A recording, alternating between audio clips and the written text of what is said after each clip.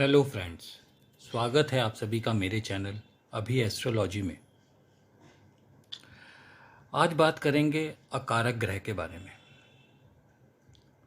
यदि आपकी जन्म कुंडली में अकारक ग्रह यानी अनफेवरेबल ग्रह की महादशा आ जाती है तो उसका परिणाम आपको कैसे देखने को मिलेगा, आज का विषय हमारा यही है। अकारक ग्रह यानी वो ग्रह जो आपका फेवर नहीं करते। हर व्यक्ति की जन्म कुंडली में, चाहे वो मेष लगन का हो चाहे वो मीन लगन का, यानी मेष लगन से मीन लगन, इन 12 लग्नों में से किसी भी लगन का हो, हर व्यक्ति की कुंडली में कोई ना कोई ग्रह अकारक अवस्था में होता है। अब अकारक को हम देखने के लिए ग्रहों को दो ग्रुप में बांट लेते हैं।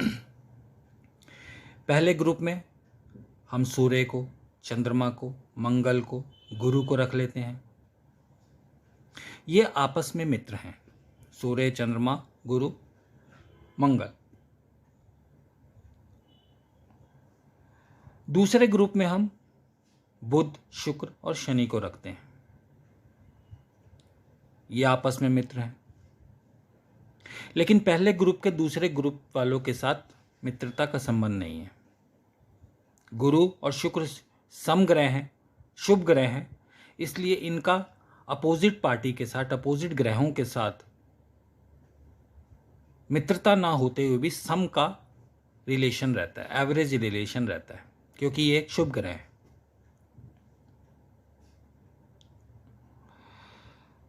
अब राहु और केतु रह गए, तो राहु केतु आपके कुंडली, आपके लगन के अकॉर्डिंग, आपके राशि के अकॉर्डिंग जिस भी भाव में, जिस भी राशि में बैठते हैं, वो राशि का स्वामी अगर आपकी कुंडली में कारक है तो कारक का फल, अकारक है तो अकारक का फल देते हैं।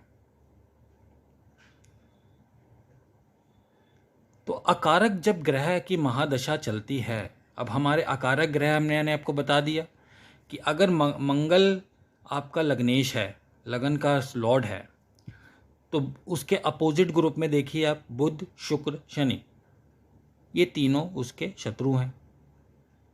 राहु केतु की भी संभावना इसी हिसाब से बनेगी कि राहु या केतु अगर मंगल के अपोजिट बुध, शनि या शुक्र की राशि में विराजमान है तो वो भी मंगल के शत्रु बन गए। तो ये पहचान है हमें अकारक ग्रह की। आप अपने कुंडली खोलिए, अपना लग्न देखिए कि आपका लग्न का स्वामी कौन है। मंगल है तो देखिए बुध, शुक्र और शनि, और राहु केतु को उन्हीं के अकॉर्डिंग देख लीजिए कि वो अकारक ग्रह की राशि में तो नहीं है, आपके लगन के अकॉर्डिंग। वहीं आप वृषभ लगन के हैं तो आप देख लीजिए सूर्य, चंद्र, मंगल, गुरु, ये सारे अकारक हो गए आपकी कुंडली के लिए।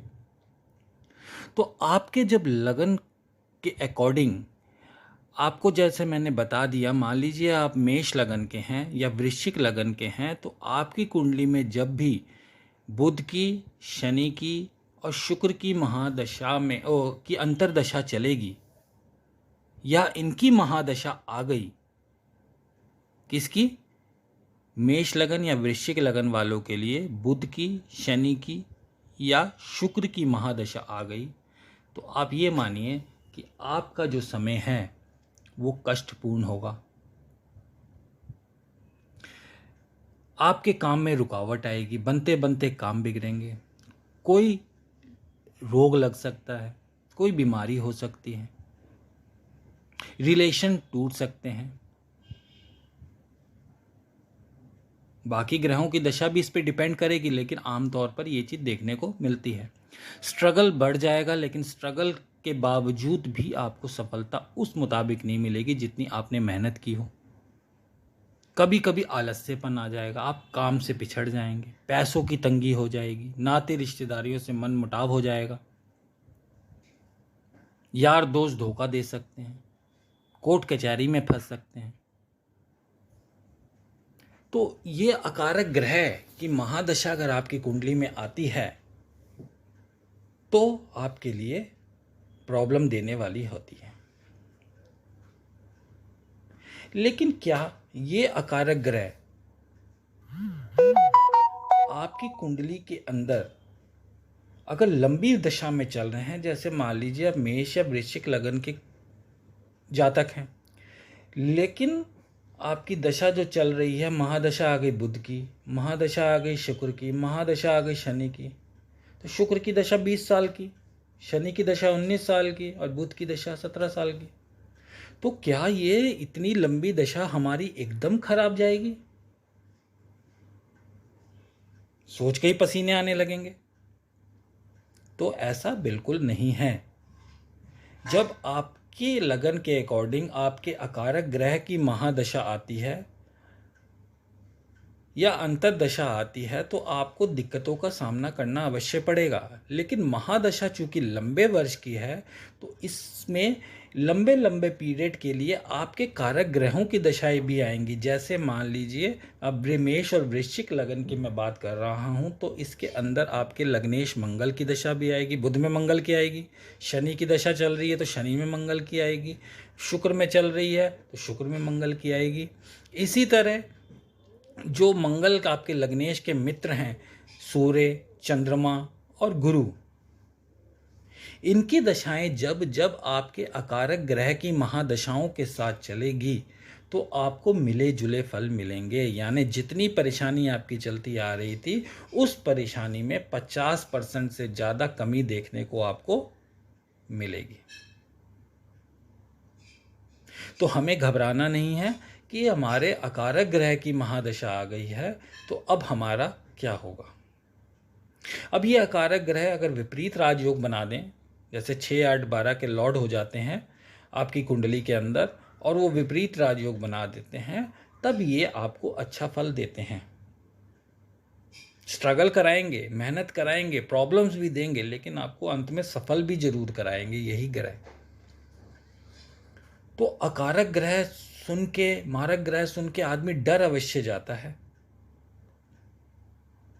क्योंकि हमारा मनुष्य जीवन ही संघर्षों भरा है। उसमें जब हम सुनते हैं कि हमारा आने वाला समय हमारे फेवरेबल ग्रह का नहीं है तो हमारी आदि शक्ति तो वहीं क्षीण हो जाती है। इसीलिए लोग कहते हैं कि अब हमें भविष्य नहीं जानना चाहिए। इसीलिए कई लोग ज्योतिष में विश्वास नहीं रखते। लेकिन हमें ज्योतिष में विश्वास रखकर अपने आने वाले समय के लिए सतर्क होना कोई बेवकूफ़ी नहीं है, ये बुद्धिमानी है। जैसे हमें कोई रोग हो जाता है, शुरुआत होती है, हम उस रोग को पकड़ लेते हैं तो हम डॉक्टर के पास जाके उस रोग को ख़त्म कर देते हैं। उसी तरह हमारी जन्म कुंडली है, हम जन्म कुंडली विश्लेषण करवाते हैं, अपने आने वाले समय के बारे में जानते हैं। अगर हमारा आने वाला समय फेवरेबल ग्रह का अच्छा है तब तो बात ही कोई नहीं है। लेकिन अगर हमारा आने वाला समय, वो भी लंबी लंबी महादशाएं किसी अकारक ग्रह की है और हम उसका उपचार नहीं करते, हम उसका उपाय नहीं करते, तो हमारे 17-18 साल तो ऐसे ही बीत जाते हैं, जो एक बहुत बड़ा समय होता है। अब आप यहाँ देखिए कि शुक्र आपकी शनि की, आप मेष और वृश्चिक लगन के हैं और आपकी शनि की महादशा शुरू होती है तो शनि के बाद बुध की दशा भी आएगी। तो 19 और 17, 36 साल तो आपके ऐसे ही बर्बाद हो गए। तो इसलिए हर किसी को अपनी टाइमली, अगर थोड़ी सी भी प्रॉब्लम लाइफ में आ रही है तो अपनी कुंडली का एनालाइज करवा के अपने आने वाले समय के लिए आने वाले ग्रहों के अनुसार उपाय करके अपने जीवन को सफल बनाया जा सकता है। ये सबको ध्यान रखना चाहिए, इसमें कोई बुराई नहीं है। ज्योतिष, एस्ट्रोलॉजी एक साइंस है, इसको साइंस की तरह देखना चाहिए। तो आप लोगों के लिए आज मैं ये टॉपिक लेके उपस्थित हुआ था। आज के लिए इतना ही, मिलते हैं किसी दूसरे टॉपिक पे। धन्यवाद।